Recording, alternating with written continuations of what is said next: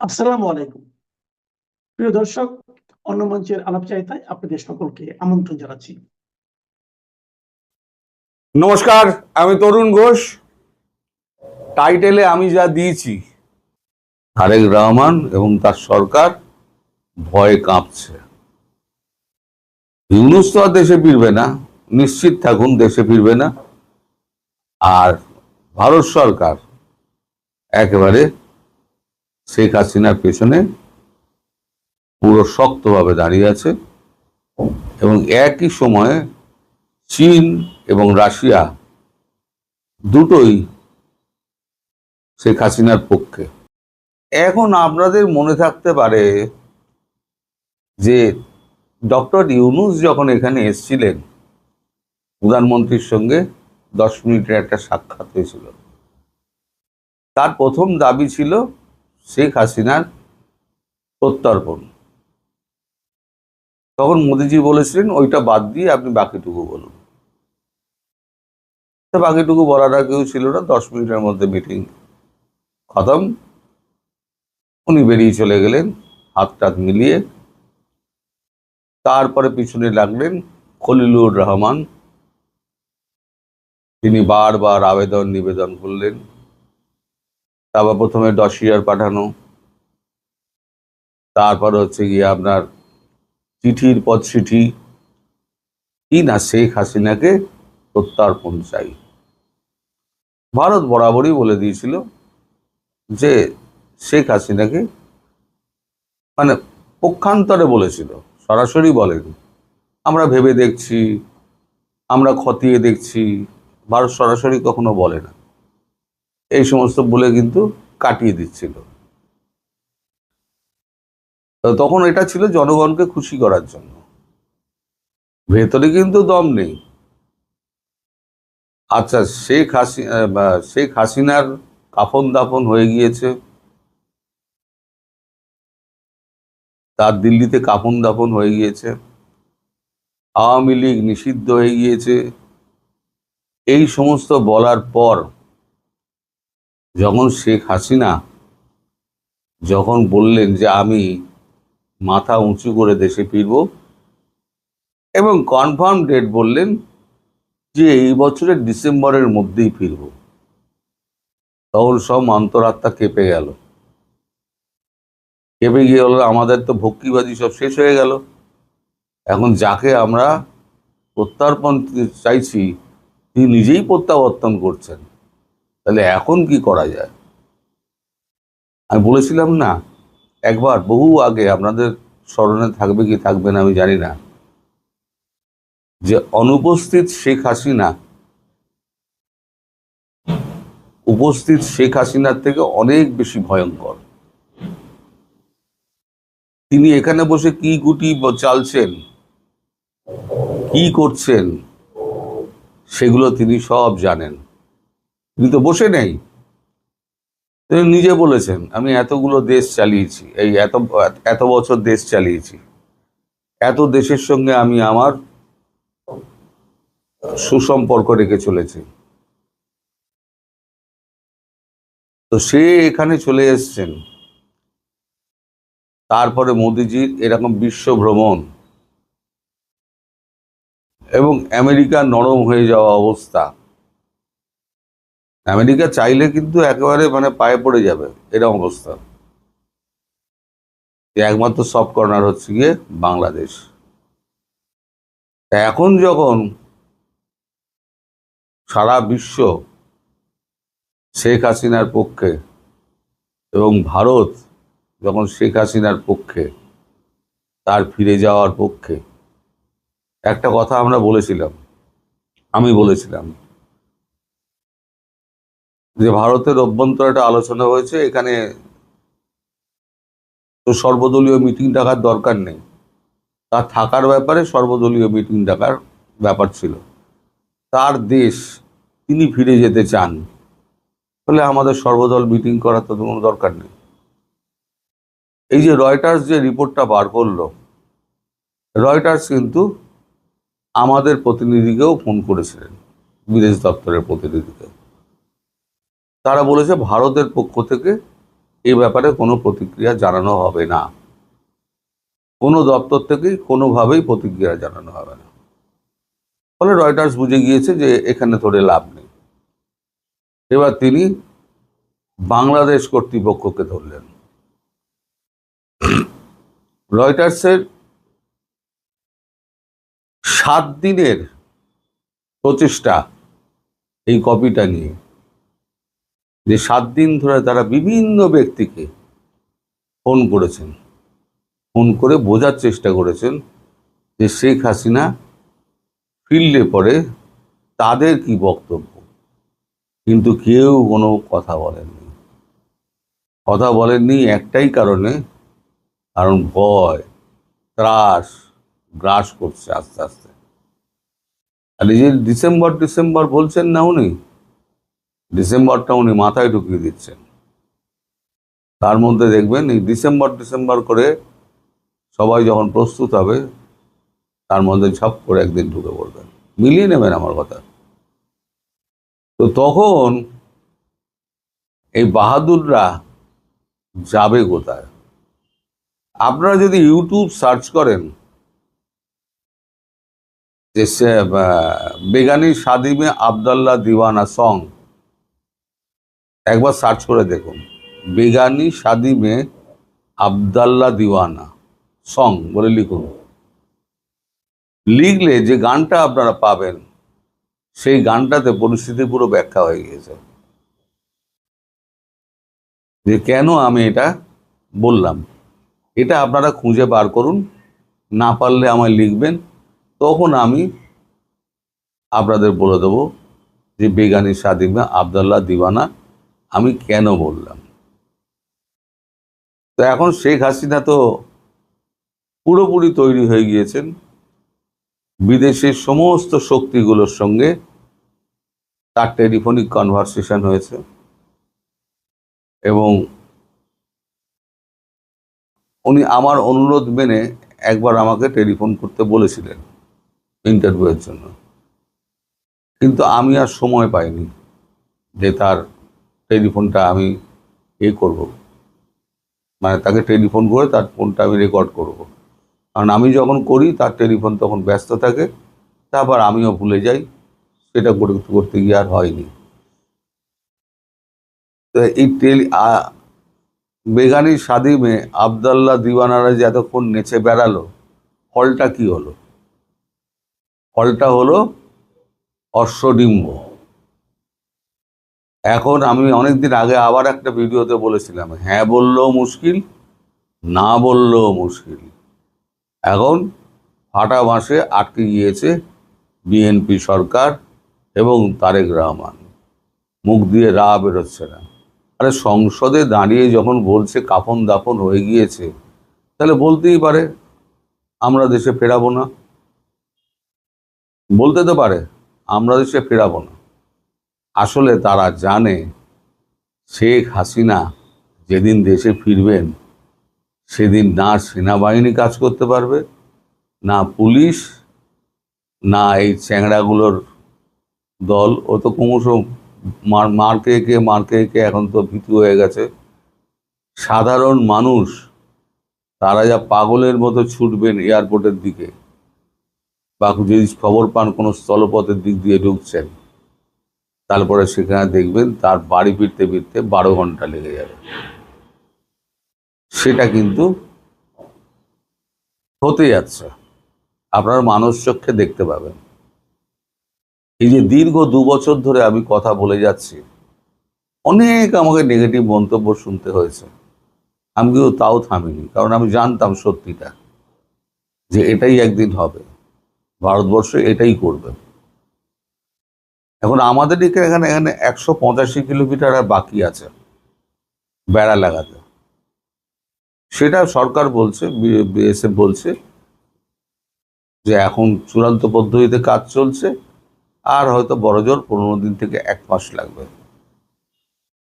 আর যে সমস্ত অঞ্চলে আপনার মানে হয়নি, বেড়া লাগানো হয়নি, যেমন বন, তারপর নদী, জলাশয়, ডোবা, এই সমস্ত অঞ্চলে বিশেষ ব্যবস্থা করা হবে, সেটা একটা ভিডিও বার্তা দিয়েছেন আমাদের এই স্বরাষ্ট্রমন্ত্রী অমিত শাহ। ফলে পুরোটা যখন ম্যানেজ হয়ে যাবে, তারপরে দেখবেন যে কোনো একদিন হঠাৎ করে 10 ঘন্টা 12 ঘন্টা আগে তিনি নেতাদের জানিয়ে দেবেন যে আমি ফিরছি। সেদিন দেখবেন দলে দলে মানুষ ঢাকার বুকে নেমে পড়েছে। এই সত্যটা এরা জানে বলে এরা শেখ হাসিনাকে ফেরানোর জন্য কোনো রকম কথাবার্তা বলছে না। এই যে 7 দিন ধরে ওরা লেগেছিল রয়টার্স একটা মন্তব্য পাওয়ার জন্য, কপি ধরে রেখে দিয়েছিল, কপি 2 তারিখে তৈরি হয়ে গেছিল, সেই কপিটা 7 দিন বাদে ছাড়া হলো, আর কোনো মন্তব্য পাওয়া যায়নি। শেষে তারা লিখে দিয়েছে কেউ কোনো মন্তব্য করতে চায়নি। এতে কি বোঝা যাচ্ছে? তারেক রহমান এবং তার সরকার ভয়ে কাঁপছে। ইউনূস তো আর দেশে ফিরবে না, নিশ্চিত থাকুন দেশে ফিরবে না। আর ভারত সরকার একেবারে শেখ হাসিনার পেছনে পুরো শক্তভাবে দাঁড়িয়ে আছে, এবং একই সময়ে চীন এবং রাশিয়া দুটোই শেখ হাসিনার পক্ষে। কারণ আপনাদের মনে থাকতে পারে, যখন শেখ হাসিনার দলকে নিষিদ্ধ করা হলো, তখন কিন্তু চীন কিন্তু একটা কথা গ্লোবাল টাইমসে বলেছিল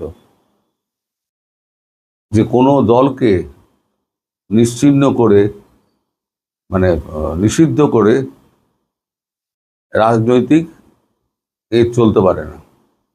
আর নিজের দেশে কি হচ্ছে না হচ্ছে সেটা পরের কথা, কিন্তু বাকতাল্লা করার সময় কিন্তু বাকতাল্লা দিয়ে দিয়েছে। অর্থাৎ আমি হাসিনার পক্ষে, হাসিনার বিরুদ্ধে, আওয়ামী লীগের বিরুদ্ধে যে অ্যাকশনটা নেওয়া হয়েছে তা আমি তার বিরোধিতা করছি। ফলে চীন যে আপনাদের এসে সাহায্য করবে ভুলে যান, কারণ চীন চায় না ভারতকে ছড়াতে। রাশিয়া তার সঙ্গে আছে, সে খুব বুদ্ধিমান, অত্যন্ত চালাক, সে আড়ালে খেলে, সে কখনো সামনে আসবে না, এগিয়ে এসে আপনাকে সাহায্য করবে না। আর পাকিস্তান, তার তো অবস্থা খুবই খারাপ। একবার সার্চ করে দেখবেন, পাকিস্তান নিউজ সার্চ করলেই বুঝতে পেরে যাবেন যে পাকিস্তানের কি অবস্থা, সোশ্যাল মিডিয়াগুলো কি বলছে। গভর্নমেন্ট কি বলছে সেটা বড় কথা না, সোশ্যাল মিডিয়া কি বলছে আপনারা সবাই লক্ষ্য রাখুন। এবং আমার কথা যে অক্ষরে অক্ষরে বলতে চলেছে, সেটা কিছুদিনের মধ্যেই আপনারা বুঝতে পারবেন। সবাই ভালো থাকবে। আপনাকে আমি লিখে দিতে পারি, এই যে জামাত বিএনপির 25% মানুষ সেদিন উপস্থিত থাকবে। আজকে জামাত বিএনপির যে সমর্থক দেখতেছেন, এদেরই 25% শেখ হাসিনাকে অভ্যর্থনা জানানোর জন্য সবার আগে লাভালাভি করবে, নাচবে, কোদাকুদি করবে, ব্যান্ড পার্টি করবে। আপনি লিখে রাখেন। আর আওয়ামী লীগ তাহলে কি করবে? মুক্তিযুদ্ধের পক্ষের মানুষ তাহলে কি করবে? শেখ হাসিনাকে আপনি ঠেকিয়ে রাখতে পারবেন না, বরং স্থলপথে আসলে ভালো হবে। আপনি দেখতে পারবেন দুই পাশে কিভাবে নারীরা তাকে অভ্যর্থনা জানায়, কল্পনাই করতে পারবেন না। ওই সেই জন্যই বলেছি, আপনারা বলছেন না যে তিনি আত্মসমর্পণ করতে আসেন, আমার তা মনে হয়নি। তিনি বাংলাদেশে পা রাখা মানেই যারা এখন ক্ষমতায় আছে তাদের আত্মসমর্পণ তিনি করাবেন।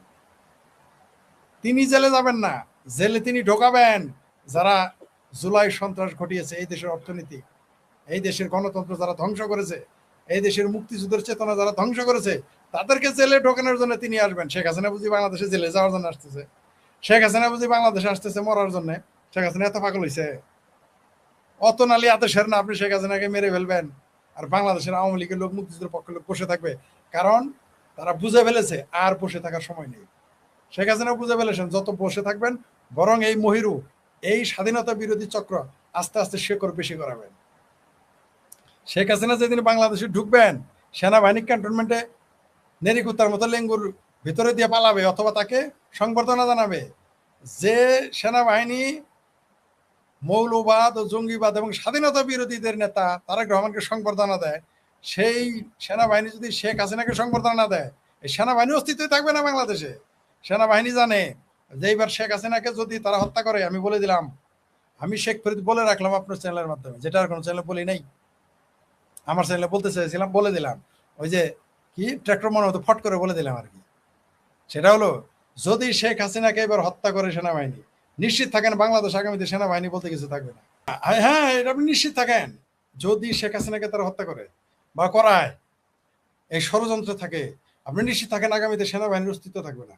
যদি ভুলে এই কাজ করে, থাকবে না, থাকবেই না। আন্তর্জাতিকভাবে তারা চাপে পড়বে, আর বাংলাদেশ আওয়ামী লীগের লোকজন আর কোনো জিনিস বলবে সেনাবাহিনী আমার দরকার নেই। তারা যদি মনে করে 1975 সালে এটা ভুল হবে, তাদের কল্পনাই করতে পারবে না। তিনি কি জীবনের ঝুঁকি নিয়ে আওয়ামী লীগটাকে রক্ষা করার জন্য, আওয়ামী লীগটার নেতা কর্মীদের রক্ষা করার জন্য এই ঝুঁকি নিচ্ছেন আপনার মনে হয়? আমি মনে করি তিনি শুধু আওয়ামী লীগের জনগণকে, আওয়ামী লীগের যারা সমর্থক নেতাকর্মী তাদের রক্ষা করতে আসতেছেন না, তিনি বাংলাদেশের মানুষদের রক্ষা করতে আসতেছেন। তিনি বাংলাদেশের গণতন্ত্র রক্ষা করার জন্য আসতেছেন। জননেত্রী শেখ হাসিনা ডিসেম্বর মাসে যে ঘোষণা দিয়েছেন, তিনি বাংলাদেশে আসতেছেন বাংলাদেশের অর্থনীতি, বাংলাদেশের গণতন্ত্র, বাংলাদেশের মুক্তিযুদ্ধের চেতনা সুরক্ষিত করার জন্য আসতেছেন। তিনি শুধুমাত্র আওয়ামী লীগের নেতাকর্মীকে উদ্ধারের জন্য তিনি আসতেছেন বলে আমি মনে করি না। আমি এও মনে করি না যে তিনি তার ব্যক্তিগত লাভের উদ্দেশ্যে আসতেছেন। আমি মনে করি তিনি তার জীবন এবার বাজি রেখে চলেছেন। তার কারণ হচ্ছে এই দেশের অর্থনীতি, গণতন্ত্র, মুক্তিযুদ্ধের চেতনা, জনগণের ভাতের অধিকার, জনগণের কথা বলার অধিকার, জনগণের সকল অধিকার, মানবিক অধিকার রক্ষার জন্য তিনি আসবেন এবং আসবেনই, আসতেই হবে। আমি তো বলেছি, আমি কি বলেছিলাম তখন, আওয়ামী লীগকে ফিরতেই হবে জনগণের জন্য। আমি বলেছিলাম আওয়ামী লীগকে ফিরতেই হবে নারীর অধিকার প্রতিষ্ঠার জন্য। আমি বলেছিলাম আওয়ামী লীগকে ফিরতেই হবে এই দেশের গণতন্ত্র উদ্ধারের জন্য। আমি বলেছিলাম যে আওয়ামী লীগকে ফিরতেই হবে ভরসা হয় নয় ভয়ঙ্কর রূপে এই দেশের সাধারণ মানুষের অধিকার রক্ষা। বলেছিলাম তো, শেখ হাসিনা ঘোষণা দিয়েছেন, আমি হ্যাপি, আমি খুব খুশি তিনি আসতেছেন। আসুক, তারা আসা দরকার, কারণ যতই সুযোগ দিবে ততই এই দেশে মৌলবাদ আরো, কারণ মুখোমুখি হতেই হবে। বাংলাদেশ আওয়ামী লীগ যদি মনে করে যে তারা মুখোমুখি না হয়ে তারা ক্ষমতায় যাবে বা তাদের ক্ষমতায় যেতে দিবে, ভুল। মুখোমুখি হতেই হবে। ওই যে জামাত, বিএনপি, হেফাজত, চামরা নাইপি আর মোল্লা মিলিটারি, তারা তাদের যে প্রভু বর্তমানে, তারা কিন্তু একটা জিনিস দেখে ভয় পায়, সেটা জনস্রোত। জনশক্তির উপরে কোনো শক্তি নাই। রাজপথ আপনার দখল, মানে সব আপনার। সেনাবাহিনী কোলাবে না এই দেশে। ভাই আমি দেখেছি তো 88 সালে কিভাবে সেনাবাহিনী মারামারি করে, 90 সালেও দেখেছি। পারবে না, টিকতে পারবে না। সেনাবাহিনী যদি ভুলে এইবার আক্রমণ করে, মানুষকে মারে, আপনি তার সিমটম পেয়েছেন। কিন্তু গত বছর কিন্তু গোপালগঞ্জে 5টাকে মেরে সেনাবাহিনী বুঝে ফেলেছে তাদের মিশন কিন্তু আমরা খায় ফেলাম। আমি তো আগে আপনার চ্যানেলে ডিক্লেয়ার দিয়েছিলাম, ডিসেম্বরের মধ্যে যদি সেনাবাহিনী ফিরে না যায়, এদের মিশনের এত ভাতা বন্ধ হয়ে যাবে। তার জন্য যা যা করতে হয় আমরা তা করবো। আপনার চ্যানেলে প্রথম বলেছিলাম, আর অন্যান্য চ্যানেলেও বলেছি, আমরা দেখবো। একজন লিখেছেন ফরিদ ভাই, শেখ হাসিনা দেশে আসলে একটি যুদ্ধ হবে স্বাধীনের বিরোধীদের সাথে, স্বাধীনের পক্ষের শক্তির সাথে। আপনি কি এর সাথে একমত কিনা? যদি সেনাবাহিনী সরাসরি স্বাধীনতা বিরোধীদের পক্ষ নেয়, যদি সেনাবাহিনী সরাসরি পেয়ারা পাকিস্তানিদের পক্ষ নেয়, যদি সেনাবাহিনী সরাসরি মোল্লাদের জঙ্গিদের পক্ষ নেয়, তাহলে রক্তপাত হবে। কিন্তু যদি সেনাবাহিনী কোনো পক্ষ না নেয়, এই মৌলবীরা দেখেন মিলাদ পড়ানোর জন্য এসে বসে থাকবে, চুপ করে এসে সবাই এসে বলবে যে আমাকে একটু ওয়াজ নসিহত করতে দিও বাবারা। এরা হইলো শক্তের ভক্ত, নরমের জম। সেনাবাহিনী থাকলে এরা আবার ভয়ঙ্কর 71-এর মতো গণহত্যা চালাইতে পারে। কিন্তু সেনাবাহিনী ওই ঝুঁকি নিবে না। বললাম তো, সেনাবাহিনী যদি এইবার কোনো রকম গণহত্যায় জড়িত হয়, সেনাবাহিনী যদি কোনো রকম শেখ হাসিনাকে হত্যায় জড়িত হয়, সেনাবাহিনী আজীবনের জন্য বাংলাদেশ থেকে বিলীন হয়ে যাবে। কেউ রক্ষা করতে পারবে না, পারবে না। আপনার কি মনে হয় সেনাবাহিনী তাকে এয়ারপোর্ট বা যেদিকে উনি ঢুকবেন দেশে, সেখান থেকে নিরাপত্তা হেফাজতে নিয়ে যেতে পারে তাকে? না, শেখ হাসিনাকে গ্রেপ্তার করার কোনো ক্ষমতাই রাখে না এই মুহূর্তে, কেউ ক্ষমতা রাখে না। কারণ আমি আপনাকে আগে বলেছি, গ্রেপ্তার বললো না, গ্রেপ্তার বললেন নিরাপত্তা হেফাজতে নিয়ে গেলাম, এটা দিতে পারে। তাকে কোন নিরাপত্তা, তারেক রহমানকে যখন নিরাপত্তা দিয়েছে ওরকম নিরাপত্তা দিতে পারে, সেটা আমি বিশ্বাস করি। সেনাবাহিনী যখনই দেখবে যে 50 লক্ষ মানুষ, 50 ভাই, এই যে আপনি লেখছেন এই সকল আকাশ কুসুম কল্পনা, আপনি বুকে হাত দিয়ে বলেন তো, জামাতের কোন সুধীর ভাই বলছিল যে 5 তারিখে শেখ হাসিনা সরকার থাকবে না? বলেছিল আপনাদেরকে? তারেক রহমান জীবনের স্বপ্ন দেখছিল আইসে ক্ষমতা নিবে। জামাত জীবনের স্বপ্ন দেখছিল 70টা আসন এইভাবে চামচামি করে পৃথিবীর বড় বড় রাষ্ট্রের পা চুমু খায়া ইহুদি খ্রিস্টানের তারা পাবে, এটা আপনি কল্পনা করেছিলেন? শেখ হাসিনা কিন্তু বঙ্গবন্ধুর কন্যা, তার কিন্তু 5 কোটি লোক এখন সমর্থক। এটা একটু আকাশ কুসুম কল্পনা নয়। আপনি দেখতে পারবেন ডিসেম্বর মাসে, আমি শেখ ফরিদ বলে রাখলাম, দেখতে পারবেন যে কি কি করে। আপনি যেটা বললেন যে শেখ হাসিনাকে সেনাবাহিনী নিরাপত্তা দিতে পারে এই জন্য যে, কারণ তার যদি কিছু হয় সমস্ত দায় পড়বে সেনাবাহিনী করে। কারণ শেখ হাসিনা দেশে প্রবেশ করলে জঙ্গিরা তাকে মেরে ফেলার চেষ্টা করবে, পাকিস্তানের প্রতি যারা জঙ্গি তারা তাকে হত্যা করার চেষ্টা করবে। সেনাবাহিনী বরং তাকে নিরাপত্তা দিতে হবে, যদি না দেয় এর দায় সম্পূর্ণ সেনাবাহিনীর উপরে পড়বে। আর সেনাবাহিনী নিজে যদি জড়িত থাকে 75 মতো মনে করে যে সেই কাজ আবারও করবে, অতনালি আদেশের না। এইবার শেখ হাসিনা কিছু হলে তাকে কেউ ছাড়বে না। নিরাপত্তা দিয়ে যদি বাংলাদেশ সেনাবাহিনী এই দেশে একটা প্রতিষ্ঠান হিসেবে টিকতে চায়, অবশ্যই শেখ হাসিনাকে সেদিন তারা নিরাপত্তা দিতে হবে। তারেক রহমানকে দিলে শেখ হাসিনাকে কেন দিতে পারবে না? শেখ হাসিনা তো এই দেশে মুসলেখা দিয়ে যায় নাই, তারেক রহমান এই দেশে মুসলেখা দিয়ে গেছিল 24 ঘন্টায় 3টা। তাকে যদি তেলতেলায় আপনি যদি তাকে নিরাপত্তা দিতে পারেন, গার্ডও বানার দিতে পারেন, শেখ হাসিনা কেন দিবেন না? কেন দিবেন না? তো কাঠ খেলে আঙ্গরা হাঁকতে হবে। এই দেশে আমাদের সেনাবাহিনী দরকার নাই, ওই সেনাবাহিনী আমাদের দরকার নাই যারা আমাদের নেতাদের গুলি করবে, ওই সেনাবাহিনী আমাদের দরকার নাই। আপনি জামাতের কান্দে নিয়ে ঘুরবেন, জামাতি ভাবির পোলাদের সেনাবাহিনী কান্দে নিয়ে ঘুরবেন, আর শেখ হাসিনাকে আপনি গ্রেপ্তার করবেন, অত নালি আদেশের এত সস্তা না তো। দেখার আছে এই দেশে মুখোমুখি হবেই মৌলবাদী শক্তির সাথে। যদি সেনাবাহিনী না থাকে তাহলে 24 ঘন্টাতে এরা বা 72 ঘন্টাতে এরা পরাজিত হবে। আর সেনাবাহিনী থাকলে হয়তো 1 মাস 15 দিন লাগতে পারে, কিন্তু পরাজিত হবে। মুক্তিযুদ্ধের পক্ষের শক্তি এবং আওয়ামী লীগের কাছে পরাজিত হবেই। 71-এ 93,000 সেনাবাহিনী পাকিরা যখন পারে নাই, বাংলাদেশি সেনাবাহিনীও পারবে না, পারতে পারে না। মালয়েশিয়ার এই রিপোর্টটা আপনার খেয়াল চোখে পড়ছে? মালয়েশিয়া সেই একটা আদম ব্যবসায়ীর সঙ্গে তারেক জিয়ার বৈঠকের ব্যাপারটা মালয়েশিয়া পত্রিকা এবং সিঙ্গাপুরের পত্রিকায় রিপোর্ট হয়েছে। এটা আমরা এরকম শুনেছি, এরা তো তা করবে। 17 বছর ক্ষমতার বাইরে ছিল লুটপাট করার জন্য। আদম ব্যাপারে মালয়েশিয়া এই যে দেখেন না 2,42,000 বের করে দিতেছে। তারেক রহমানের এই খবরের পরে আমরা শুনেছি মালয়েশিয়া থেকে ঘেঁটি ধরে সব বাংলাদেশিদের বের করে দিবে। আল্লাহ বাঁচাইছে যে চায়নাতে বাংলাদেশিরা কামলা দিতে যায় না, ওরা চায়না থেকেও বের করে দিত। এদের অত্যাচারে, এদের আলোচনায়, এদের কার্যকলাপে। তো তারেক রহমান বাইরে গেলে অনেক কিছু করবে, আরো কত কিছু প্রকাশ হবে দেখতে পারবেন। কিছুদিন পরে তারেক রহমান সম্পর্কে, জামাতের আমির সম্পর্কে এমন কিছু সামনে নিউজ আসবে দেখতে পারবেন, যা আমরা কল্পনাও করতে পারতেছি। আপনি কি মনে করেছেন শেখ হাসিনা এত কাঁচা? এমনি ঘোষণা দিয়েছে ডিসেম্বরে আসবো, এমনি ঘোষণা। এই 6 মাসে তো দেশের অর্থনীতি পঙ্গু হয়ে যাবে এমনি। জনগণ তার সাথে এখন যদি 10 লক্ষ মানুষ মনে করেন আওয়ামী লীগের বাইরে যোগ দিত এই মিছিলে, ডিসেম্বর মাসে সেটা হবে 20 লক্ষ। সেই জন্য এই ঘোষণাটা একটু সময় নিয়েছেন তিনি, আর এদের একটু চিৎকার করার সুযোগ দিয়েছেন। এরা একটু চিৎকার চেঁচামেচি করে পাগল হোক, উন্মাদ হোক, পালায় যাক। শেখ হাসিনা এই ঘোষণাতে পালায় যাওয়ার সুযোগ দিয়েছে। আমার ভাবির পোলাদের আসলে শেখ হাসিনা এই ঘোষণাতে পালায় যাওয়ার একটা সুযোগ দিয়েছে, আমি জানি।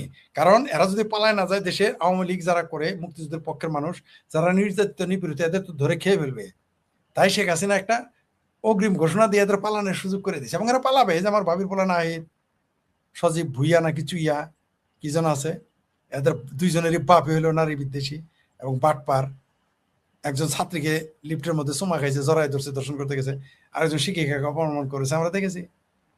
আপনি নিশ্চিত থাকেন ডিসেম্বর মাসে অনেক কিছু ঘটবে এই দেশে, ঘটনা যেভাবে ঘটানোর চেষ্টা করো।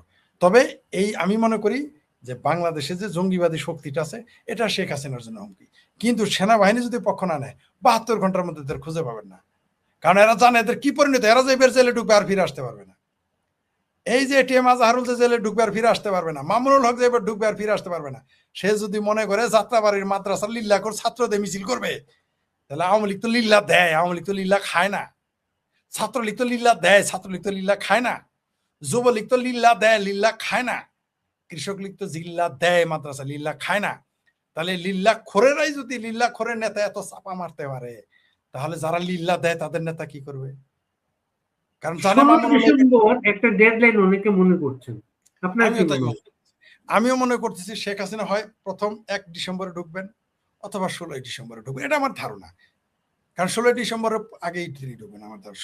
মানে এই ডিসেম্বর মাসটাই তো মুক্তিযুদ্ধের পক্ষের মানুষের মাস। ওই ডিসেম্বরে একবার পরাজিত হয়েছে এই জামাত বিএনপিরা, তাদের পূর্বসূরীরা পরাজিত হয়েছে, হেফাজতিরা, ভাবির পোলাদের দাদারা পরাজিত হয়েছে। এই 16 ডিসেম্বরে আবার আমরা পরাজিত করব শেখ হাসিনার নেতৃত্বে। বাংলাদেশের মুক্তিযুদ্ধের পক্ষের মানুষ দেখবেন আপনি কিভাবে নেমে আসে, কল্পনাই করতে পারবে না। আমি শুধু কি অপেক্ষায় আছি জানেন? শেখ হাসিনা আসার পরে জননেত্রী শেখ হাসিনা বাংলাদেশে আসার পরে এই প্রথম আলো কি লেখে, এই মহিউদ্দিনেরা কি লেখে, মোল্লারা কি লেখে, আমি একটু দেখে যেতে চাই। কিভাবে দেখবেন আর ইউটার্ন নেয়, 24 ঘন্টার মধ্যে দেখবেন এদের রূপ পাল্টে যাবে, এরা শেখ হাসিনা বন্দনা শুরু করে দিবে। দেখবেন আমাদের এখন ভারতের দালাল বলে না, আমাদের এখন শেখ হাসিনার দালাল বলে না। হ্যাঁ, দেখবেন কত বড় দালাল এরা দেখতে পারবেন তখন। আমি শেখ ফরিদ, আপনি এদের তারা কত বড় সামসা আপনি দেখতে পারবেন আপনি। এই প্রথম আলোর মতিউর রহমানেরা, এরা দেখবেন কিভাবে শেখ হাসিনার জুতা চাটতে যায়, আপনি দেখতে যায়। শেখ হাসিনা বহুত দূরের কথা, শেখ হাসিনার জুতা লাগবে না। আপনি আসিফ নজরুলের মতো বাটপাড়ের পিছনে আনিসুল হককে যাইতে দেখেন না কিভাবে ফাইলে দৌড়াইতেছে।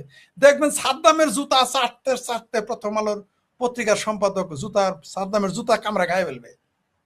এই বাংলাদেশের বাটপার বুদ্ধিজীবীরা রব্বানির জুতা খায় ফেলবে কামড়ায় কামড়ায়, সম্রাটের জুতা খায় ফেলবে, জাহাঙ্গীর মেয়র আছে না, এদের জুতা, এরা যে তরুণ, এদেরই জুতা চাটা শুরু। শেখ হাসিনা পর্যন্ত যেতে পেলে তো ধন্য মনে করবে, শেখ হাসিনা তো সুযোগই দিবে না এবার তাদের জুতা। শেখ হাসিনা এবার এই সমস্ত বাটপারদের, এই সমস্ত বুদ্ধিজীবীদের, সাংবাদিকদের তো শেখ হাসিনা জুতাও চাটতে সুযোগ দিবে না। আপনি অপেক্ষা করেন না। এখন আর মানবাধিকার কর্মীদের এখন আর শুনি, এখন যখন কবর থেকে লাশ তুলে পুড়ে ফেলে তখন তো মানবাধিকার সংস্থা টু শব্দটি করতে দেখি না। ভালো কাজ যখন ওই কি দীপু দাস চন্দ্র নাকি ওকে যে পুড়ে মারলো, তখন তো আইরিন খানেরা কোথায় ছিল? যখন জেলখানায় হ্যান্ডকাপ লাগিয়ে মৃত মানুষের হাতে হ্যান্ডকাপ, তখন এরা কোথায় ছিল আইরিন খানেরা? শুনেন, এইবার শুধু গণেশ উল্টিতে দেন, আমরা জানি কি বলতে হবে, কারণ ওইগুলো জানি আমরা কোথায় কি হবে। এই সমস্ত ফরমায়েশি মানবাধিকার কর্মী আমাদের দরকার নাই এই দেশে। আমরা দেশে এখন জাতিসংঘে এই তারেক রহমান গভর্নমেন্টকে ডিফেন্ড করতে হবে যে এটা ঠিক করে না, এটা ইয়ে করতে হবে সেটা। শুনে কার জন্য কি আত্মীয় হয়, জুবাইদুর রহমানের জন্য কি হয় আমরা জানি, এগুলো বুঝি। এগুলো ফরমাইশি মানবাধিকার কর্মীদের আমরা চিনে ফেলেছি। 2024-এর 5ই আগস্টের আগে বাংলাদেশের বুদ্ধিজীবী, প্রফেসর, লেখক, মানবাধিকার কর্মীদের আমি দেবতা মনে করতাম। 2024-এর 5ই আগস্টের পরে বুঝেছি এরা সব ফরমাইশি। এগুলো হলো 1 নম্বর বাটপার। ওর সাথে আমার চেয়ারম্যান গমসুর ওইটা ভালো, অন্তত মিনিমাম লজ্জা আছে। এরা মিথ্যা কথা বললেও একটু ঘোরায় পেঁচায় বলে। ওই যে গমসুর যে এমপি আছে ওইটা ভালো, এদের মিনিমাম লজ্জা আছে। এরা যদি 100 মানুষের ক্ষতি করে তো 500 মানুষের উপকার করে। কিন্তু আইরিন খানেরা সারা জীবনই দেশ, আর এখন বুঝতে পারছি এরা কত বড় বাটপার। আমাদের মানবাধিকার নিয়ে কথা বলে না কেন? আমরা কি করেছি? জামাত নিষিদ্ধ হলে এদের কলিজা ফেটে যায়, আওয়ামী লীগ নিষিদ্ধ হলে এদের তো একটু নাকে খড়ি দিয়ে হেচ্ছি করতেও দেখি না। ঘটনা কি? 2-3% দেশের যাদের সমর্থক, তাদের দল নিষিদ্ধ করা যদি ফ্যাসিজম হয়, তাহলে 5 কোটি মানুষের 50% মানুষের সমর্থিত দলটাকে আপনি নিষিদ্ধ করলেন কোন আইনে? আইরিন খানেরা সেই বিষয়ে কথা বলে না কেন? আইরিন খানেরা এটা বলে না কেন 112 জন বাদীকে নামে মামলা হতে যাচ্ছে, চিটিং কেস করেছে এরা, বাটপারি কেস করেছে। উল্টো এগুলো নয় মামলার কারা? ওই খুঁটির জোরে পাঠা খুব করতে পারে, মরা মানুষেরও কান্দে নিলে চলতে পারে, তাই আইরিন খানেরা চলে। ভাবির ফুলারা এমপি, অনুরোধের আসরের এমপি। আমরা জীবনে কোনোদিন চেয়ারম্যান হওয়ার চিন্তা করিনি, যে বয়স হয় নাই, যোগ্যতা নাই, আমার ভাবির ফুলারা এমপি। তো আমরা তো বুঝে ফেলেছি এগুলো কিভাবে হয়। এগুলো তাকে বুঝতাম না। 2024 পরে বুঝতে পারছি যে বাংলাদেশে আরোপিত যোগ্যতা অর্জিত নয়। যোগ্য লোক ছাড়া অযোগ্য লোক এমপি হইতে পারে, অযোগ্য লোক মন্ত্রী হইতে পারে, অযোগ্য লোক স্পিকার হইতে পারে, অযোগ্য লোক প্রধানমন্ত্রী হইতে পারে। আমরা নিজের চোখে দেখলাম। আমরা দেখলাম অযোগ্য লোক, ফেলটু লোক বিরোধী দলের নেতা হইতে পারে। 3 বার জামানত হারা লোক কিভাবে বিরোধী দলের এমপি হইলো, নেতা হইলো, আমরা দেখলাম। আমরা এও দেখলাম যে ভাবির পোলারা যারা মেম্বার হইতে পারবে না তারা এমপি। আমরা এও দেখলাম যে মুক্তিযুদ্ধের বীর বিক্রমী স্পিকার এখন রাজাকার আলবদরদের শোক প্রস্তাবনা আমরা দেখলাম শাকির মতো লোক যে জীবনে কোনোদিন 5টা ভোট পাবে না, সে এখন এমপি। আমরা দেখলাম জাহিদ পাড়া, যার 10টা ভোট নাই, 5টা ভোট নাই, সেও এখন দেখি প্রতিমন্ত্রী মর্যাদায়, তারেক রহমানের উপদেষ্টা। বাবা রে বাবা, আমরা দেখলাম অনেক কিছুই তো দেখলাম, অনেক কিছুই শিখলাম। এগুলো দরকার ছিল এই দেশে। মোল্লা আর মিলিটারি চরিত্র মানুষের জানা দরকার ছিল, রাজনীতিবিদদের চরিত্র মানুষের জানা দরকার ছিল। ক্ষমতায় গেলে মহান বিপ্লবী তখন আর কথা বলে না। এখন তাদের একটি বিশেষ দেশ, এখন তাদের হয়ে গেছে তাদের বন্ধু, পরীক্ষিত বন্ধু। ভারত, পাকিস্তান 30 লক্ষ মানুষ হত্যা করে আপনার বন্ধু, এবং তার সহকারীরা আপনার বন্ধু। আর ভারত আপনাকে সহযোগিতা করে দেশ বানিয়ে দিল, মুক্তিযুদ্ধের সহযোগিতা করলো, 1 কোটি মানুষকে শরণার্থী হিসেবে সহযোগিতা করলো, খাদ্য দিল, সেই ভারত আপনার শত্রু দেশ। বাহ বাহ বাহ বাহ বাহ, এটা জানা দরকার ছিল। আমরা 71 সালকে আরো ভালোভাবে দেখতে পারলাম আরেকবার। এটা দরকার ছিল 2024-এর 5ই আগস্টের মতো একটা বাটপারি বিপ্লব, সকল একটা আন্দোলন দরকার ছিল। অনেকেরই মুখোশ খুলে গেছে, আমরা চিনতে পারতাম, আমরা বুদ্ধিজীবী, এমনকি আওয়ামী লীগের ভিতরে থাকা সাইদি লীগ, খালাজাহারি লীগ, তাদেরও আমরা চিনতে পেরেছি।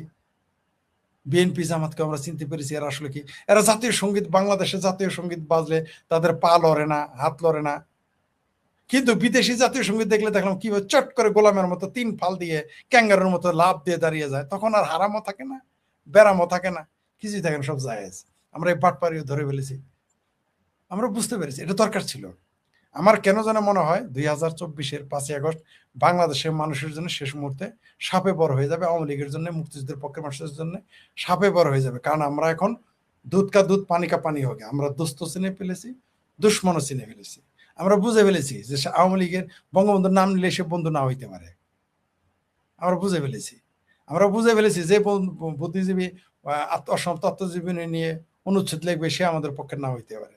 আমরা বুঝে ফেলেছি, আমরা বুঝে ফেলেছি যে মৌলবী সারাদিন বলে যে 18 কোটি মানুষের জননী তারা ভোট না দিলে দুজকে যাবি, সে এখন জামাতের এমপি। আমরা বুঝে ফেলেছি, প্রশংসা করলেই কেউ কারো পক্ষ হয় না। আমরা বুঝে ফেলেছি এটা দরকার ছিল আগামী দিনের বাংলাদেশ গড়ার জন্য, আগামী দিনের মুক্তিযুদ্ধের পক্ষের বাংলাদেশ গড়ার জন্য এই সমস্ত টাউট বাটপারদের চিনে রাখা আমাদের জন্য উচিত ছিল। জি, ধন্যবাদ। একজন লিখেছেন আপনার কষ্ট যাতে বৃথা না যায়, শেখ হাসিনা আসার পরেও যাতে আপনি চলমান থাকেন মুক্তিযুদ্ধ ধারণ করে, আপনার মতো কেউ কথা বললে না, বিজয় আসবে। ধন্যবাদ। আমাদের কথা, আমাদের কণ্ঠ সবসময় মুক্তিযুদ্ধের পক্ষে সোচ্চার থাকবে, আমাদের কণ্ঠ সবসময় 72-এর সংবিধানের পক্ষে সোচ্চার থাকবে, ক্ষমতায় যে বা যারাই থাকুক। আমরা মুক্তিযুদ্ধের পক্ষে কথা বলবই, আমাদের পতাকার পক্ষে কথা বলবই, বলে যাবই। কোনো লোভ, কোনো লালসা, ক্ষমতা কোনো কিছুই আমাদের রুখতে পারবে না। ভালো আছেন? আপনারা দেখছেন বাংলাদেশ উত্তাল। শুধু বাংলাদেশ উত্তাল নয়, বাংলাদেশের সমাজ, রাজনীতি, অর্থনীতি সব কিছুই এমন একটা জায়গায় আছে যে জায়গা থেকে মানুষের কোনো স্বপ্ন নেই। মানুষ এখন আর সুন্দর দেশের স্বপ্ন দেখতে ভুলে গেছে। মানুষ এখন স্বপ্ন দেখে মব কখন এসে তার অন্ডকোষ চেপে ধরবে। মানুষ এখন স্বপ্ন দেখছে কখন 3 হাত লম্বা ছুরি নিয়ে তার ঘর বাড়ি লুট করে নেওয়ার জন্য জুলাই সন্ত্রাসীরা আসবে। মানুষ এখন স্বপ্ন দেখে, মানুষ এখন আতঙ্কে থাকে 1971 সালের ঘাতক দালাল আলবদর আল শামসরা কখন এসে বাংলাদেশের স্বাধীনতার যে চিহ্ন, সেই চিহ্নসমূহকে মুছে ফেলবে। সেই রকম একটা অবস্থায় গতকাল আমাকে আমার একজন রাজনৈতিক কর্মী বললেন যে মঞ্জু ভাই, আপনি কি বলতে পারেন এই জামাত বিএনপি অ্যালায়েন্স এখন সংসদে আসার পর বাংলাদেশে দর্শন, খুন, চাঁদাবাজি, বলৎকার, মাদ্রাসায় বলৎকার, মসজিদে বলৎকার, এতিমখানায় বলৎকার, হ্যাবজখানায় বলৎকার, এসব বেড়ে গেল কেন? তা আমি একটু হেসেই বললাম যে তুমি কি এর চেয়ে ভালো কিছু আশা করেছিলে? তারা আল্লাহর প্রেরিত একদম জিবরাইলের দূত, এইরকম কি তোমরা মনে করেছিলে? না, এরকম মনে করার কোনো কারণ নেই, কারণ ইতিহাস আমাদেরকে সেটা বলে না। কেন বলে না?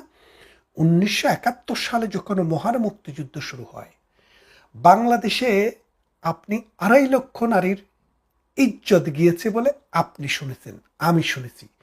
এই 2.5 লক্ষ হচ্ছে তারা যারা স্বীকার করেছে যে আমাদেরকে ধর্ষণ করেছে, মানে নির্যাতন করেছে, অত্যাচার করেছে, হত্যা করেছে। কিন্তু আরো লক্ষ লক্ষ নারী লজ্জায় সামাজিক লোক চক্ষুর অন্তরালে চলে গিয়েছেন। তারা ভয়ে, সংসারের ভয়ে, সামাজিক নিগৃহীত হওয়ার ভয়ে তারা এটা প্রকাশ করেননি। সত্যিকার অর্থে যেই পরিমাণ নারীকে ধর্ষণ করেছে, নির্যাতন করেছে, তার পরিমাণ 10 লক্ষেরও অধিক।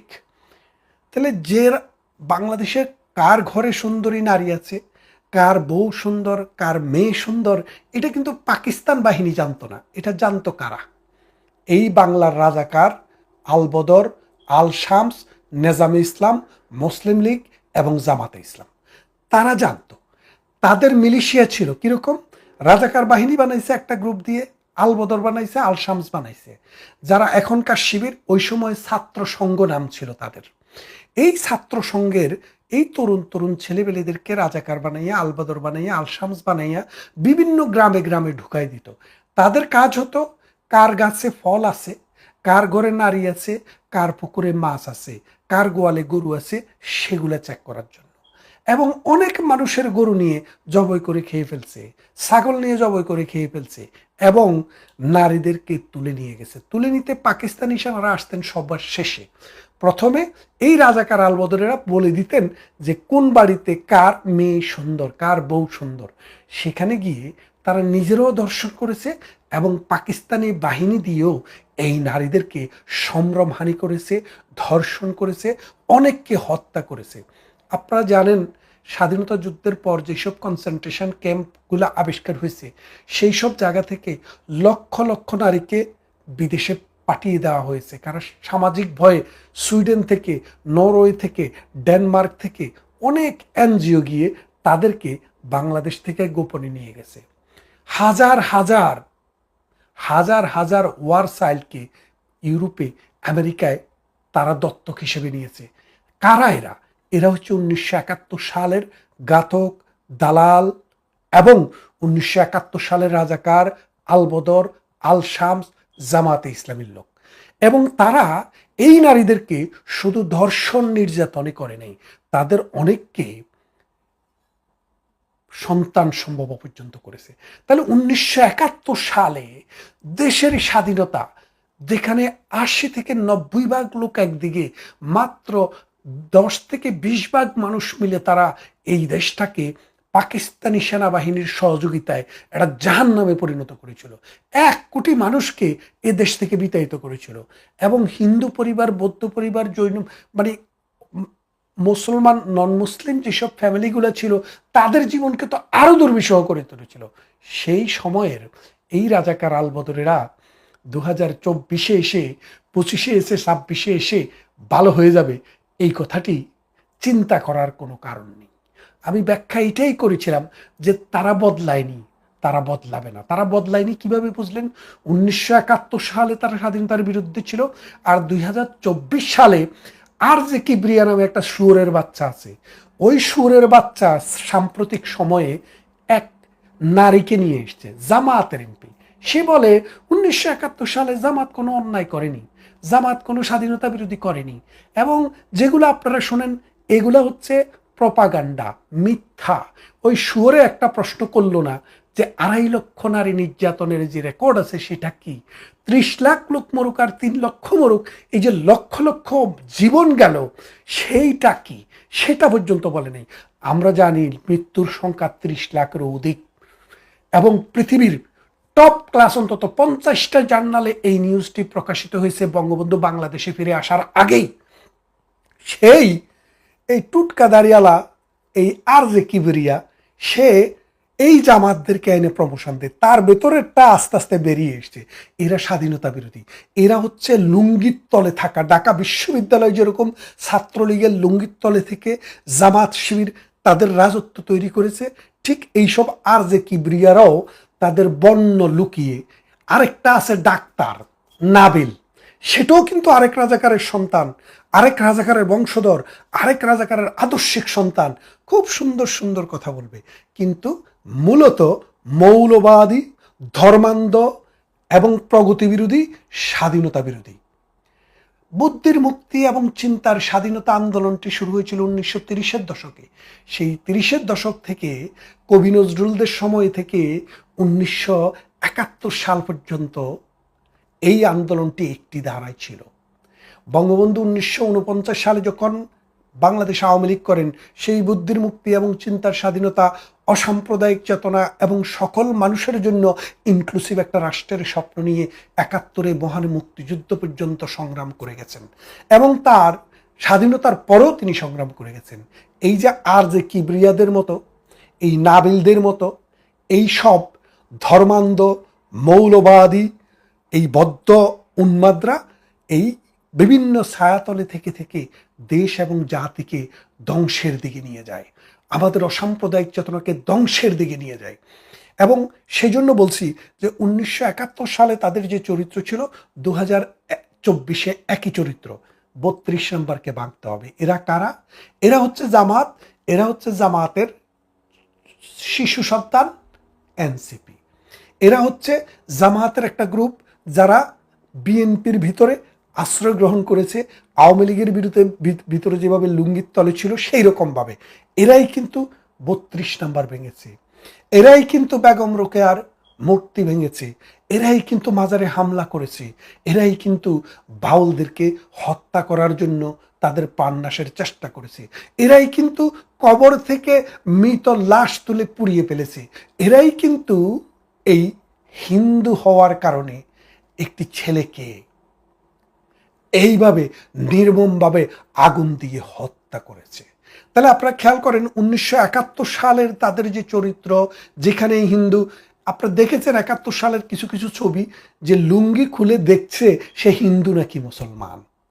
খেয়াল করে দেখেন তো, লালনের একটি গান আছে যে সুন্নত দিলে হয় মুসলমান, নারীর তবে কি হয় বিধান।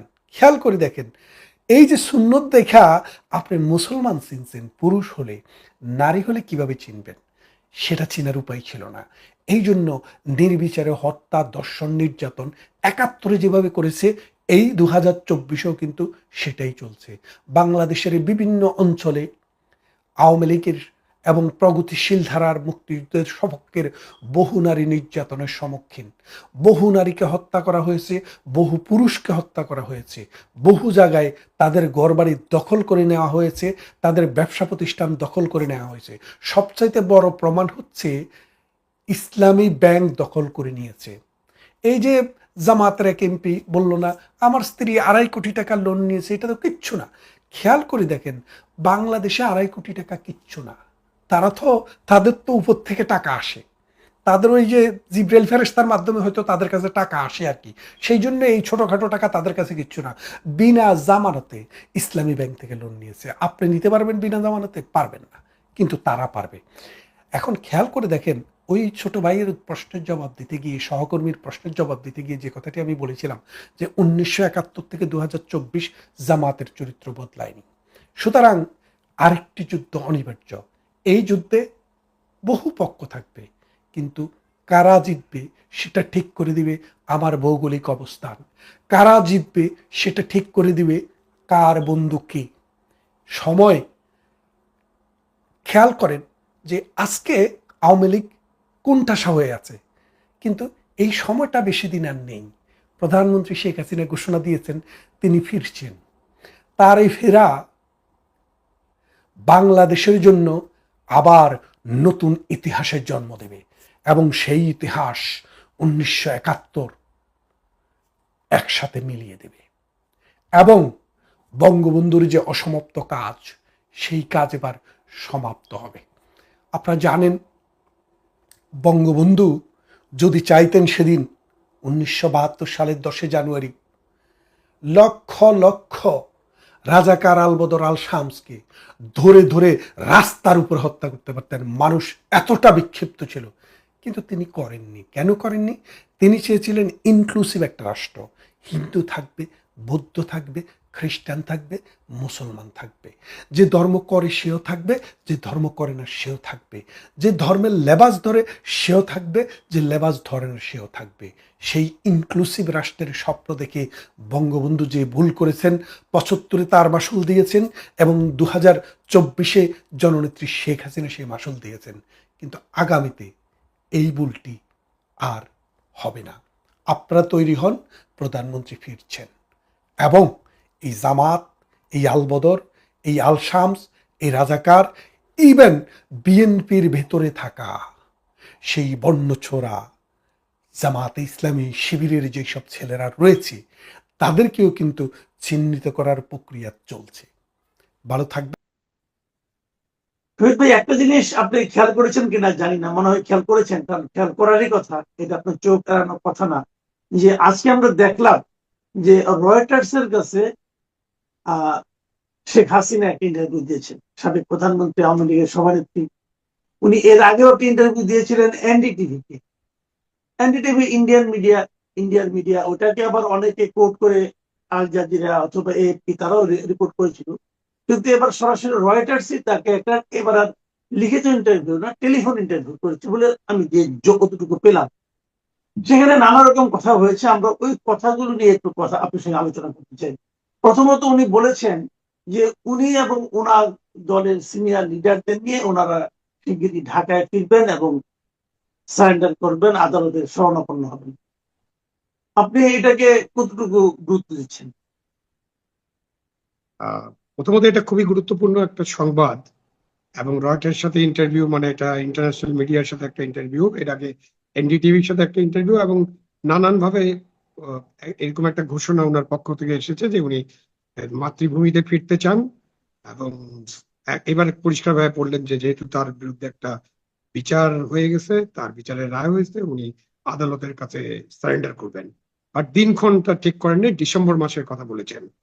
এবং সেখানে কিছুটা ইমোশনও আছে। তিনি বলেছেন যে যতটুকু পড়লাম, তিনি বলেছেন যেখানে তার বাবা মার কবর, যেখানে তার বাবা মা শুয়ে আছেন, সেখানেই তার মৃত্যু হোক, এটা তিনি চান। এবং তার দলের অনেক নেতা কর্মীর উপরে যে অত্যাচার নির্যাতন, সেগুলোর কথা উনি বলেছেন। এবং সেজন্য তিনি মনে করছেন যে তার দলের সকল নেতা কর্মী সহ তিনি আসবেন, সারেন্ডার করবেন। যারা বাইরে আছেন তাদের কথা বলছেন, সিনিয়র লিডাররা আসবেন, সারেন্ডার করবেন। একই দিনে বাংলাদেশের সব জায়গায় তাদের বিরুদ্ধে যত মামলা মোকদ্দমা হয়েছে আমরা জানি, আওয়ামী লীগ নেতা কর্মীদের নামে শত শত মামলা আছে, এবং সেই সকল মামলায় শত শত লোককে অভিযুক্ত করা হয়েছে। সাধারণ মানুষকে অভিযুক্ত করা হয়েছে। তাদের মধ্যে সাংবাদিক আছেন, শিক্ষক আছেন, এবং অন্যান্য পেশার লোকজন আছেন যারা সরাসরি আওয়ামী লীগের রাজনীতির সাথে ওতপ্রোতভাবে যুক্ত ছিলেন না। তো সেরকম একটা ঘোষণা রয়টারের মাধ্যমে তিনি দিয়েছেন। তো এটা একটা খুবই গুরুত্বপূর্ণ ঘোষণা। এবং তিনি এটাও বলেছেন, তাকে জিজ্ঞাসা করা হয়েছিল যে তিনি কি বাংলাদেশ সরকারের সাথে কোনো আলাপ আলোচনা করেছেন কিনা। তিনি বলেছেন মানে ঢাকার সাথে আলাপ আলোচনা করেছেন কিনা। তিনি উত্তর দিয়েছেন যে না, ঢাকার সাথে তার কোনো আলাপ আলোচনা হয়নি, এবং ঢাকার সাথে তিনি আলাপ আলোচনা করবেন এমনটাও বলেননি। বলেছেন যে এটা তো আলাপ আলোচনার বিষয় নয়, আমাদের ফেরত আসা, আওয়ামী লীগের রাজনীতি করা, এটা জনগণের বিষয়, জনগণ সিদ্ধান্ত নিবে। আমরা যদি কোনো ভুল করে থাকি, জনগণ সিদ্ধান্ত নিবে, তাদের সিদ্ধান্তের উপরে আমরা নির্ভর করব। জি, এখানে একটা বিষয় হলো যে উনি বলেছেন যে উনি দলের সিনিয়র লিডারদের নিয়ে ফিরবেন। সিনিয়র লিডার বলতে যাদেরকে বুঝিয়েছেন, আমরা এমনিও জানি, আমরা আগেও দেখেছি, বহুবার দেখেছি যে শেখ হাসিনা নিজে ব্যক্তিগতভাবে খুবই সাহসী একজন মানুষ, রাজনৈতিক নেতা, এবং ওনার এই সাহসের পরিচয় আমরা এর আগে বহুবার দেখেছি। তো উনি যতটা সাহসী, ততটা কি তার দলের সিনিয়র লিডাররা তাদের নিয়ে যখন ফিরবেন বলছেন, আপনার কি মনে হয় যে উনি যদিও ফিরবেন কিনা আমি জানি না, যদি ফিরেন সেখানে সিনিয়র লিডারদের কি ওনার পাশে দেখতে পাবেন বলে আপনার ধারণা? আমার ধারণা এবং আমার বিশ্বাস এরকম যে হ্যাঁ, উনি যদি ফিরে আসেন এত প্রতিকূলতার মাঝে, উনি সিনিয়র লিডাররা ওনার সাথে ফিরবেন এবং ওনাকে অনুসরণ করবেন, এটা আমার মনে হয়। কারণ এর আগে আপনার নিশ্চয়ই মনে আছে যে একটা গ্রেনেড হামলার ঘটনা ঘটেছিল। তখন তাকে যে মানব বর্ম রচনা করে যে তাকে রক্ষা করেছিল, সেখানে কিন্তু সব সিনিয়র লিডাররা ছিলেন। সুতরাং শেখ হাসিনার প্রতি তাদের লিডারদের বা তাদের নেতা কর্মীদের, বিশেষ করে তৃণমূল কর্মীদের তো অনেক আস্থা আছে। কেউ কেউ হয়তো ফিরবেন না, নাও ফিরতে পারেন। তারা তখন বাদ হয়ে যাবেন, আওয়ামী লীগের রাজনীতিতে তাদের আর কোনো অবস্থান থাকবে না। সুতরাং এটা নির্ধারণ করবে যে তারা আওয়ামী লীগের রাজনীতিতে থাকতে চান কিনা, এবং তারা বাংলাদেশের মানুষের সাথে রাজনৈতিক কর্মকাণ্ডে অংশগ্রহণ করতে চান কিনা। কারণ আপনি রাজনীতি করবেন, আপনার বিরুদ্ধে মামলা মোকদ্দমা হবে।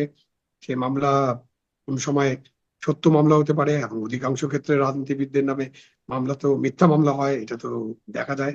যেখানে আপনি ধরেন ঢাকায় আছেন, আপনি রাজনীতি করেন, আপনার নামে মামলা হলো রংপুরে যে আপনি অমুক হত্যার সাথে যুক্ত আছেন, আপনি সেখানে ছিলেন।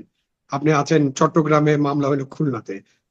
এইরকম পেশাজীবীদের বিরুদ্ধে মামলা হয়, আমরা দেখেছি তো। বিভিন্ন সম্পাদকদের বিরুদ্ধে মানহানির মামলা দেখেছেন না আপনি?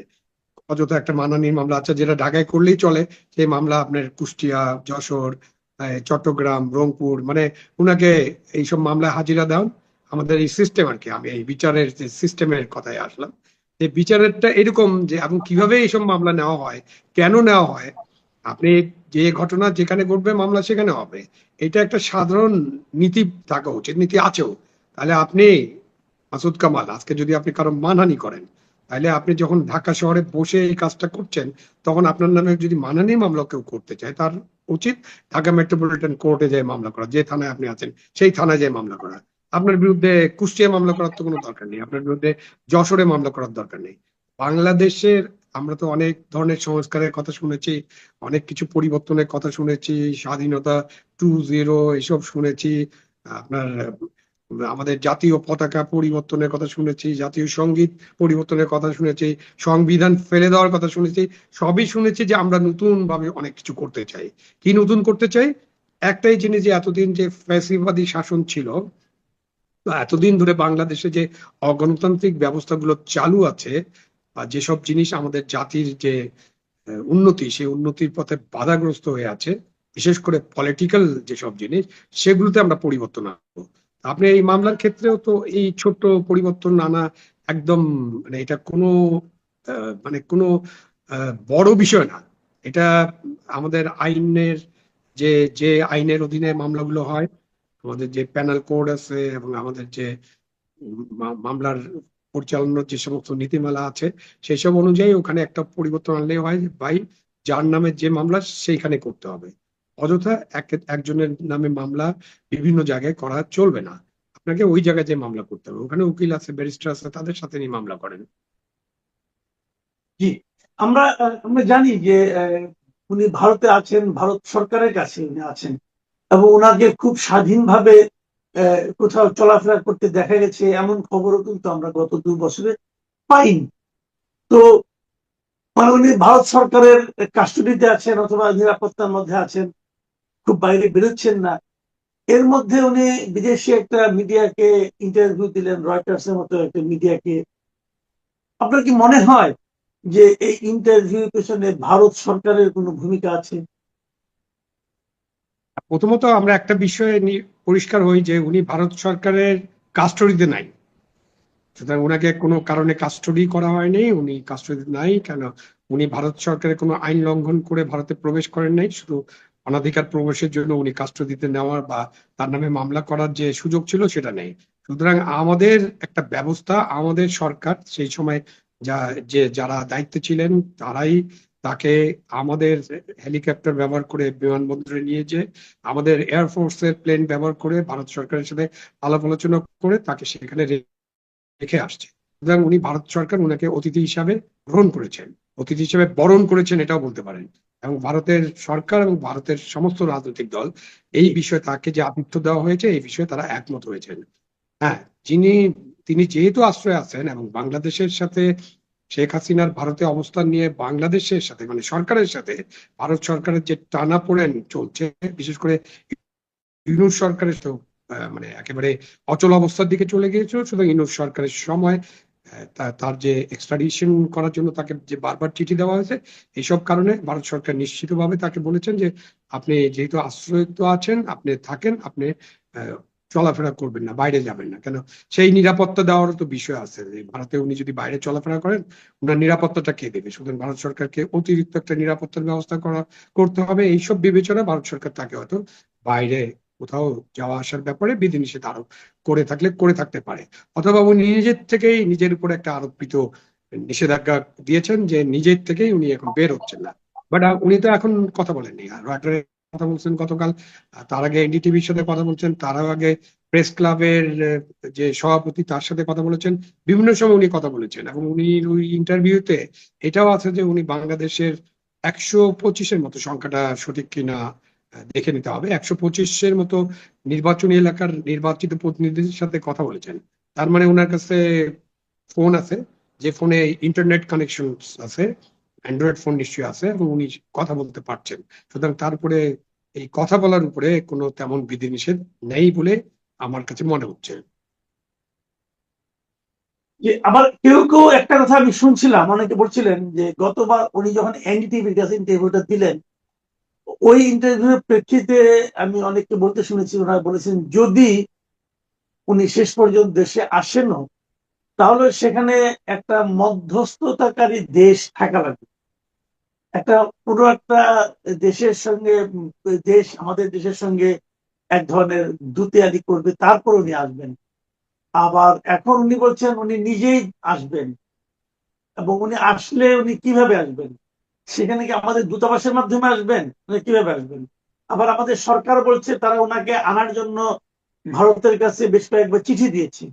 এই কথাটাও দেখলাম যে এই ইন্টারভিউ শেখ হাসিনা উল্লেখ করেছেন যে ওরা চিঠি দিয়েছে আমাকে নেওয়ার জন্য, না আনাভাবে তারা চেষ্টা করছে, দরকার কি আমি নিজেই যাব, যে আমি ফেস করব। এবং উনি এখানে এই কথাটাও বলেছেন, এটা নিয়ে আপনি একটু বলেন। তিনি বলেছেন যে দীর্ঘ সময় ক্ষমতায় থাকলে পরে কিছু সমস্যা হতেও পারে, আমাদের হয়তো হয়েছিল। এই কথাটা কিন্তু ওনার ইন্টারভিউ এক জায়গায় দেখলাম। তো হুম। এই সবগুলো মিলিয়ে আপনার কি মনে হয়? প্রথমত ভারত সরকারের কাছে সরকারের যে চিঠি গিয়েছে তাকে প্রত্যাপন চুক্তির অধীনে, সেইটা টেকনিক্যালি অনেক বিষয় আলোচনা করতে হবে। এবং একটা তো আছেই যে মৃত্যুদণ্ড যদি আপনি দিয়ে দেন তখন ওই প্রত্যাপন চুক্তিটা কার্যকর হবে না। তো ভারত সরকার প্রত্যাপন করার ব্যাপারে তো এখন পর্যন্ত কোনো আলোচনা শুরু করেনি, এবং আলোচনার আমরা দেখিনি এখন পর্যন্ত। কিন্তু বাংলাদেশ সরকার তাকে প্রত্যাপন চায়, তার মানে বাংলাদেশ সরকার চায় তিনি তাকে নিয়ে আসা এবং তার বিচারটা করা, এবং সেই বিচারটা কতটুকু ন্যায় ভিত্তিক হবে সেটা নিয়ে অনেক আলোচনা থাকতে পারে। সুতরাং আপনি অলরেডি চাচ্ছেন তাকে, তার বক্তব্য হলো যে আপনার এত আমাকে প্রত্যাপন চাওয়ার দরকার নেই, আমি নিজেই চলে আসবো, বিচারের সম্মুখীন হবো। তো সেটা তো অ্যাডভান্স, আরেকটু ভালো যে আপনারা তাকে গ্রহণ করেন। এখন তিনি কিভাবে আসবেন? আপনি তো আসতে হলে তার তো লাল পাসপোর্ট নিশ্চয়ই বাতিল করা হয়েছে যতদূর আমরা জানি। সুতরাং তাকে একটা দিতে হবে, ট্রাভেল ডকুমেন্ট দিতে হবে। ট্রাভেল ডকুমেন্ট ছাড়া তো কোনো এয়ারলাইন্স তাকে নেবে না প্যাসেঞ্জার হিসেবে। এরকম তো অবস্থার উনি সম্মুখীন হয়েছিলেন, তখন তার পাসপোর্টও ছিল, কিন্তু লন্ডন থেকে তাকে আসতে দেওয়া হচ্ছিল না, ওই যে মঈনুদ্দিন ফখরুদ্দিনের সরকারের তত্ত্বাবধায়ক সরকারের সময়, অন্তর্বর্তীকালীন সরকারের সময়। তো তখন এই ব্যবস্থাটা হয়েছিল, তারপর তো উনি আসলেন, যেহেতু তার ট্রাভেল ডকুমেন্ট আছে যেটা বাতিল করা হয়নি। সে কারণে কিন্তু যে এয়ারলাইন্স তাকে প্রথমে উঠে নেই তাকে প্যাসেঞ্জার হিসেবে, তার বিরুদ্ধে উনি মামলা করে দিয়েছিলেন। তখন এয়ারলাইন্স দেখলো যে আমরা কেন মামলার সম্মুখীন হবো, তার যেহেতু পাসপোর্ট আছে, ভ্যালিড পাসপোর্ট, তাকে আমরা নিয়ে যাবো। কিন্তু এখন তার কাছে তো কোনো ভ্যালিড পাসপোর্ট নেই, সুতরাং তাকে একটা ট্রাভেল ডকুমেন্ট ছাড়া কোনো এয়ারলাইন্স ক্যারি করবে না, এটা একটা। দ্বিতীয় হতে পারে যে আপনি আলোচনায় যদি করেন, উনি যখন আসতে চাবেন তখন আপনি যেভাবে তাকে ওখানে পাঠিয়ে দিয়েছেন আপনি সেভাবে তাকে নিয়ে আসবেন, তাই না? এটার সুযোগ আছে তো, আপনার পাঠানোর যেমন পদ্ধতি ছিল আপনার আনারও পদ্ধতি আছে, আপনি সেভাবে নিয়ে আসেন তাকে। এটা গেল একটা। আরেকটা, আপনি বলছেন যে তারা কেউ কেউ মনে করেন তৃতীয় দেশের একটা নেগোসিয়েশন বা তৃতীয় দেশ এখানে ইনভলভ হবে কিনা। সেই ব্যাপারে তো উনার বক্তব্যে আমরা তেমন কিছু পাইনি। উনি বলছেন কোনো দেশের ইনভলভমেন্ট দরকার নেই, কারণ এটা তো আমার দেশ। আরেকটা আইনগত জিনিস হলো যে তার নাগরিকত্ব তো আপনি বাতিল করেননি এখনো। She is very much Bangladeshi citizen, এবং যে কোনো বাংলাদেশের নাগরিকের তার দেশে ঢোকার একেবারে সাংবিধানিক অধিকার আছে। তার একটা ব্যক্তিগত অধিকার আছে, তার একটা জন্মগত অধিকার আছে। সুতরাং তিনি কিভাবে আসবেন, কিভাবে আসা সম্ভব, এগুলো নিয়ে আরো আলোচনা হতে পারে। বাট পথ আছে, আপনি আসতে বাধা নাও দিতে পারেন, আপনি আবার বাধা আমি দিতে পারেন। এখন তখন তো বাধা যদি দেন, এই লাইনটা শেষ জি, করে দেই, আপনি বাধা দিতে পারেন যে আপনি ট্রাভেল ডকুমেন্ট দিলেন না এবং আপনি তাকে আসতে দিলেন না, তাহলে আপনি এখন যে তাকে প্রত্যার্পণ চাচ্ছেন তাহলে সেটা ডিফিটেড হয়ে যাবে না? সুতরাং সরকারের কাছে বিষয়টা খুব সেন্সিটিভ, সরকারকে এই বিষয়গুলো ভালোভাবে পর্যালোচনা করতে হবে। আমি এখন আপনাকে শেষ প্রশ্নটা করতে যাচ্ছি, এটা একটু হাইপোথেটিক্যাল প্রশ্ন মনে হতে পারে, তারপর আমি বলি আপনাকে। যে সেটা হলো, ধরা যাক উনি এলেন, এয়ারপোর্টের মাধ্যমে এলেন, একটা ট্রাভেল ডকুমেন্টও পেলেন। এয়ারপোর্টে আসার পর এখানে নিশ্চয়ই সরকার তাকে এখান থেকে অ্যারেস্ট করবে, কারণ উনি তো একটা মামলার দণ্ডপ্রাপ্ত আছেন। তো যদি অ্যারেস্ট করে, সেটা কি অবস্থা তৈরি হতে পারে বাংলাদেশে?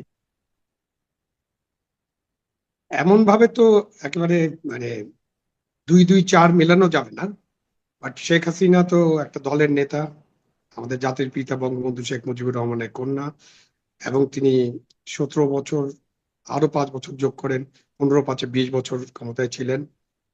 তার একটা দল আছে যেটার নাম বাংলাদেশ আওয়ামী লীগ। সেই দলের একটা ঐতিহাসিক ভিত্তি আছে এবং সেই দলের সমর্থক, কর্মী সমর্থক, নেতা এবং তৃণমূল সমর্থকের সংখ্যা কত এটা নিয়ে আমরা বিতর্ক করতে পারি।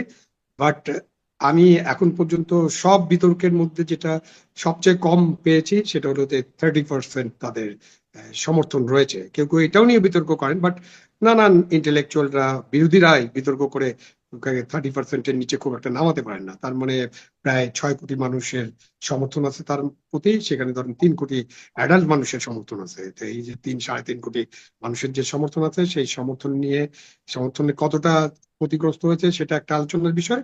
তারপরেও তার অনেক সমর্থক, নেতা কর্মীরা এয়ারপোর্টে তাকে দেখার জন্য বা তাকে যে গ্রেপ্তার করে আনবে সেটাও দেখার জন্য ভিড় করতে পারেন। সেটা একটা বড় চ্যালেঞ্জ গভর্নমেন্টের জন্য, কিভাবে তারা এটাকে ঠিক করবেন, কিভাবে এই ব্যবস্থাটা তারা নিবেন যাতে নিরাপদে, কেন শেখ হাসিনা ফিরে আসবেন, এয়ারপোর্টে কোনো গোলযোগ হওয়া, রাস্তায় কোনো গোলযোগ হওয়া, তাকে জেলখানায় রাখবেন। আমাদের দেশে তো জেলখানায় মানুষকে মেরে ফেলার ইতিহাস আছে, তাই না? সেফ কাস্টডিতে আমরা জাতীয় 4 নেতাকে হত্যা করতে দেখেছি এবং তাদের বিচার এখনো শেষ হয়নি। সো আপনার সরকার, এখন সরকার যে চায় প্রত্যর্পণ, নিশ্চয়ই সরকার এইসব বিষয়ে চিন্তা ভাবনা করে। আর যদি সরকার চিন্তা ভাবনা না করে শুধু লেখার জন্য, চিঠি লেখার জন্য প্রত্যর্পণ চেয়ে থাকে, তাহলে আরেকটা বিষয়, এখন এই ঘোষণার কারণে সরকারকে এই বিষয়ে চিন্তা করতে হবে তারা কি করবেন, কিভাবে এটাকে ম্যানেজ করবেন, কিভাবে তাকে ন্যায় বিচারের সম্মুখীন করবেন। সবসময় তো বিচারের সম্মুখীন করবেন হয়তো বলা হয়, আমি বলছি যে ন্যায় বিচারের সম্মুখীন করবেন। সেটা সরকারকে ভেবে চিন্তে ঠিক করতে হবে যাতে এয়ারপোর্টে কোনো গোলযোগ না হয়, একুইনোর মতো কোনো ঘটনা না ঘটে।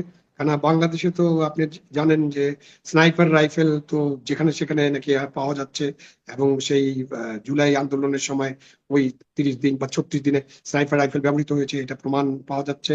কিন্তু আমরা এখন পর্যন্ত খুঁজে বের করতে পারিনি কারা এই স্নাইপার রাইফেল ব্যবহার করলো। সো এগুলোর তো চিন্তা ভাবনা করতে হবে। উনি আসবেন, আসার পরে কি হবে সেটা এখনই বলা সম্ভব না। এই আসার বিষয়ে নিশ্চয়ই আলাপ আলোচনা হতে হবে। উনি আলোচনা করতে চান বা না চান, কিন্তু উনি যখন ফেরত আসবেন, ঠিক করে ফেলবেন, তখন তো আলাপ আলোচনা শুরু হবে নিশ্চয়ই। আমার মনে হয় যে এটা আলাপ আলোচনা হওয়ার দরকার আছে। জি, অনেক ধন্যবাদ জনাব আবু আলম মোহাম্মদ শহীদ খান। প্রিয় দর্শক, আপনারা শুনলেন আমাদের সাবেক সচিব এবং রাজনৈতিক বিশ্লেষকের যে মূল্যায়ন এবং বিশ্লেষণ। শেখ হাসিনা কি আসলেই ফিরতে পারবেন? উনি কি আসলেই ফিরতে চাচ্ছেন? একাধিক মিডিয়ায় উনি একই কথা বলেছেন। প্রথমবার নয়, যদি আপনি ধরেও নেন যে কথার কথা বলেছেন, কিন্তু যদি আন্তর্জাতিক মিডিয়া রয়টার্স কেউ একই কথা বলেন, সেক্ষেত্রে এই বিষয়টা আমি মনে করি যে আমাদের যারা রাজনীতিবিদ আছেন দেশে তাদেরও ভাবতে হবে যে যদি এটা উনি আসেন তাহলে সেটাকে কিভাবে মূল্যায়ন করবেন অথবা মোকাবেলা করবেন। আজ এ পর্যন্তই। ভালো থাকবেন। আল্লাহ হাফিজ।